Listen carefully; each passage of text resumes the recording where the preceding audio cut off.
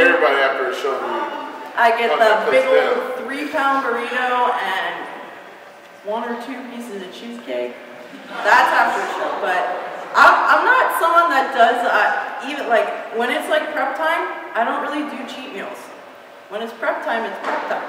I don't really need to cheat. I understand it for some people it keeps them sane. Some people, I know the whole philosophy that it's going to boost your metabolism. The next day you're going to look shredded, and like in my prep, 8-10 weeks, there's no cheat meals in it. I think I started 12 weeks out, not one cheat meal. It was prep the whole time, cardio every day, training every day. Off season, I eat the same exact food that I do on my prep. Just now, it's just, I don't eat as many meals a day, so especially at something like this, I think I only ate twice today so far. But I'll do like 6 meals a day. The portions are a little bit bigger. And then if we go out to eat, like I'll actually order from the menu, but I still order like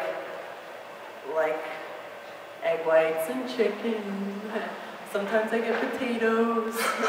But it's still like, I still pick like one of the cleaner things. I'll get chicken.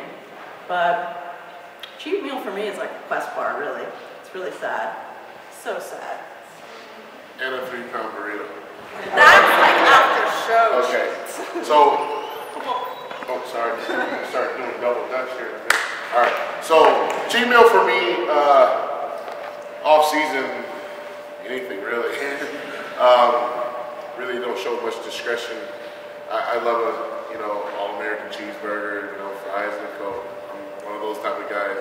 As far as like, you guys been seeing me go back there. I've been chewing on Mentos and stuff, like little candy and stuff. I like candy.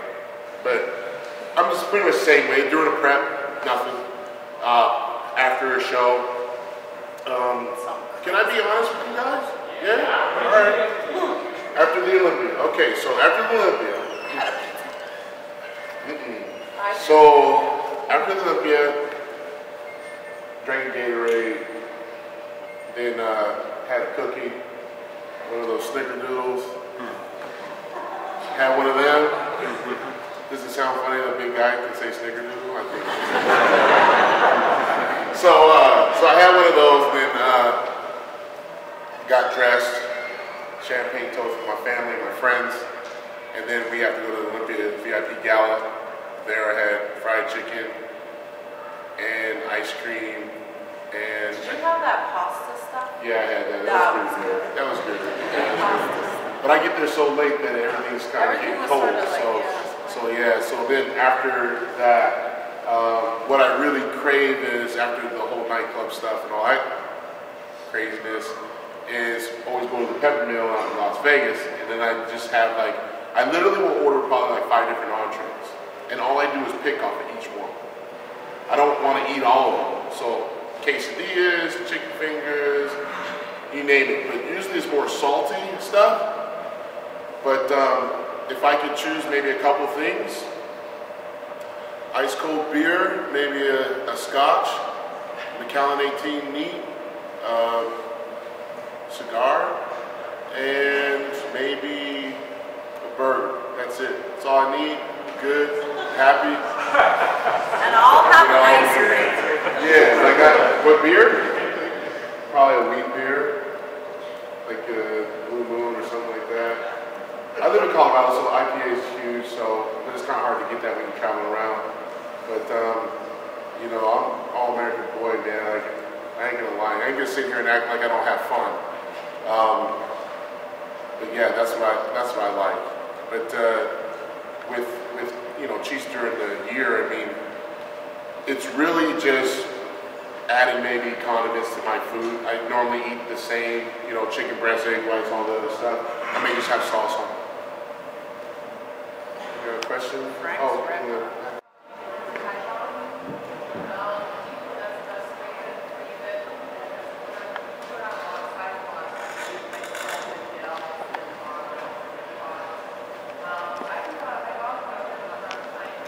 You have to find what works for you.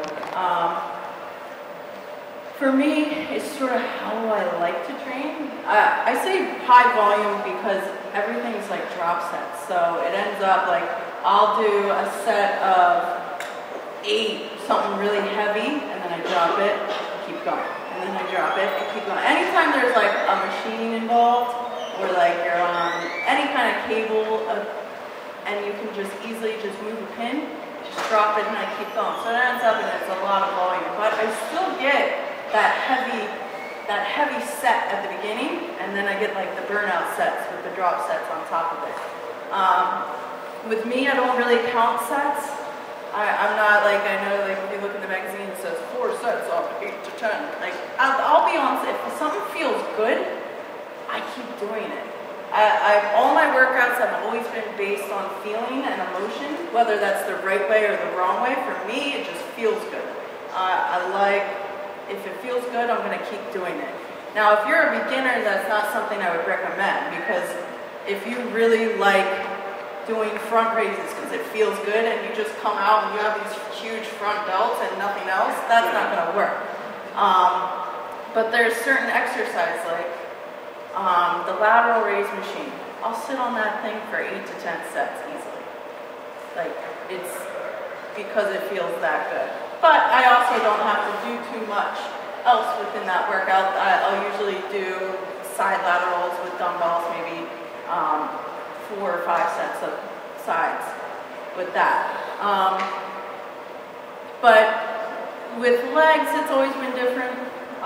Legs for me have always been, at least in my opinion, my weaker area, and that's what I took that year off to bring up. For me, I've always had the size from soccer. I've always had nice, thick legs. It was more just trying to separate the muscles, so I took that whole year off to try to build them up. I went every way from doing legs really heavy, and that didn't work. Then I tried doing them really light with really high reps of 30, 40. That didn't work. Then I tried the middle, and that didn't really work. So then I figured out, you know what, I'm just going to hit them. So now I just train legs every 3 days, and it worked. I did that for Tampa, like working up to Tampa. It was every 3 days I would just be hitting legs. And as soon as they would start to feel good, I would hit them that night. And that's right now what has been working for me, which also helps at least, because leg day for me has always been something where it's like, I would sort of dread it because it was such a long, excruciating workout, but knowing that I am going to hit them again 3 days later makes it a little bit better. But there's certain exercises where I will do higher volume, and then there's certain exercises where, like for instance, squats. Usually for me, because I like to do squats heavier. I'll do those a little bit more lower volume, where I'm only doing sets of like 8 to 10. I'm not really doing drop sets on top of that.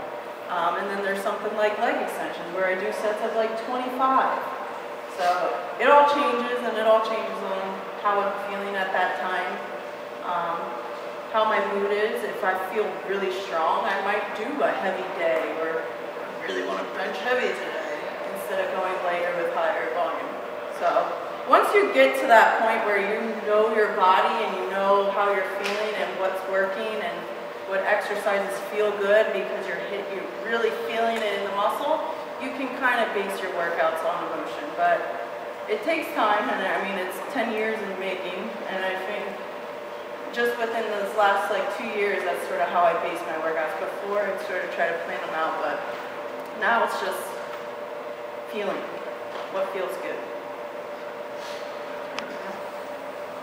What is your diet? Like, do you count macros, do you count calories, or do you just, what do you kind of stick with? I'm not really one that does the whole macro thing.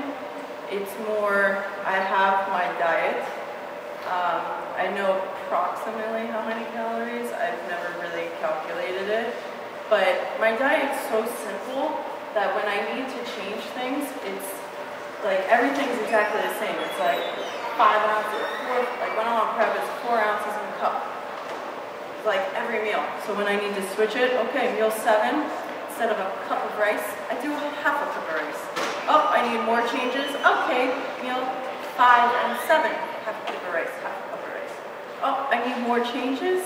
Okay, well let's just take out meal 7, substitute those cup of rice for broccoli instead. So anytime I like subtract like carbs, I usually add in vegetables in replacement.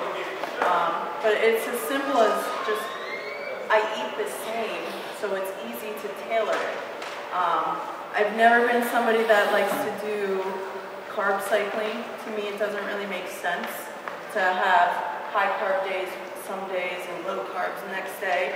Because I know for me, I work very well with carbs. Everyone's a little bit different. Some people do really good with low fat diets. Some people do really good with low carb diets. You have to figure out what works for you. And for me, I've always been like, if you take carbs away, I'm like weak sauce, like moody, like ugh. I can deal with no fat. Like I can deal with no fat whatsoever. I don't substitute fat into my diet. I get whatever fat it is. It just comes directly from the foods I'm eating, like from rice and from the chicken and from the turkey. So it's very, very low fat. Forget where I was going with that. What was the question again? Diapers hanging out. Oh, jeez. Sorry. But yeah, you have to figure out what works for you. And then it's all about trial and error and taking your progress pictures and staying on top of, like, keep a journal. Figure out, like, there's certain carbs that, like, I do better on. Like, 5:30. I don't eat white potatoes because they make me feel bloated. I do better on white rice because it fills me up, but it doesn't give me, like, a stomach bug. But that's all stuff I learned just from myself. And then when you're in like post-conflict, you add back in like dairy and things like Yeah, that. like right now, like I'm eating exactly the same, but like I have some fruits in my diet now. Dairy is not something that's really high on my diet, so usually that's like I'll put it in my coffee. I love milk in my coffee, so right now I have milk in my coffee. Fair enough. Yeah. Speak on like body chemistry and how everyone's different. What are both of your thoughts on genetics and how far genetics take you? I think they definitely help. We've obviously been a little bit blessed with genetics, which also excelled in our athletic careers. We're both collegiate athletes. So everyone's destined a little bit in some way with, I mean, every sport I played, I excelled in. So when I stepped into the gym and started lifting weights, I excelled in it. And I worked my butt off. That was also, there's a point where genetics can take you so far, but there's a point where training and your work ethic and your discipline are going to just take you to the next level. You can't rely just on genetics, but I think definitely there's a little aspect to it. A lot of my background, like the sports I played, I think have helped me develop my physique. I've always had a wider stature to my shoulders. I swam competitively on the swim team at age 5. And for many years, I played soccer, so hence I've always had bigger legs. I didn't have little toothpick legs. So a lot of my sports background has helped me to develop that. I think genetics has also helped me to develop that. And then my hard work ethic and my discipline has just excelled and brought all that together to make the complete package.